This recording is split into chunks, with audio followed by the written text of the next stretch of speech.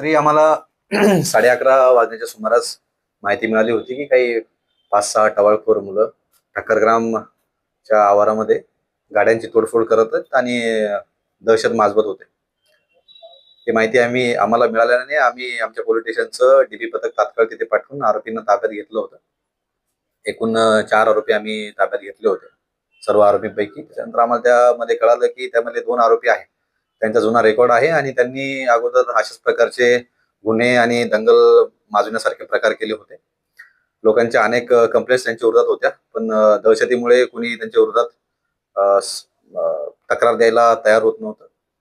त्यामुळे या सगळ्यांचा विचार आम्ही करून आणि तपासाच्या दृष्टिकोनातून आम्ही या आरोपींना आज त्यांची जी त्या एरियामधली दहशत आहे ती कमी व्हावी आणि लोकांना कायद्याबद्दलचा जो आदर आहे तो आणखी वाढावा म्हणून जिथे त्यांनी ती घटना केली, जिथे गाड्यांची तोडफोड केली आणि दहशत माजवली, तिथेच आम्ही त्या तपासाच्या दृष्टिकोनातून त्यांची घराची झडती घेण्याच्या अनुषंगानं आज त्यांना तिथे घटनास्थळावर नेलं होतं आणि तिथे आम्ही लोकांना आव्हान केलं की कोणाला काही तुम्हाला घाबरण्याची गरज नाही. नागपूर सिटी पोलीस तुमच्या रक्षणासाठी आणि सुरक्षेसाठी कायम इथे तैनात आहे.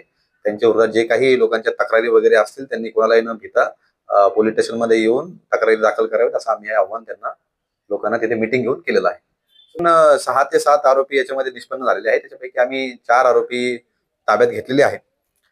यश कसार, तुषार पराते, ऋतिक ढोके, लक्की पांडे याच्यापैकी तुषार पराते आणि जो प्रतीक ढोके नावाचे आरोपी आहे त्यांच्या विरुद्ध अगोदर बरेचसे गुन्हे आणि इतर काही एजन्सी सुद्धा दाखल आहेत. माजवण्याचं आणि स्वतःचं तिथे वर्चस्व प्रस्थापित करण्याचा या लोकांचा आरोपींचा मुख्य उद्देश होता. चालूच आहे. पुढे आणखी काय कारणं कळतील.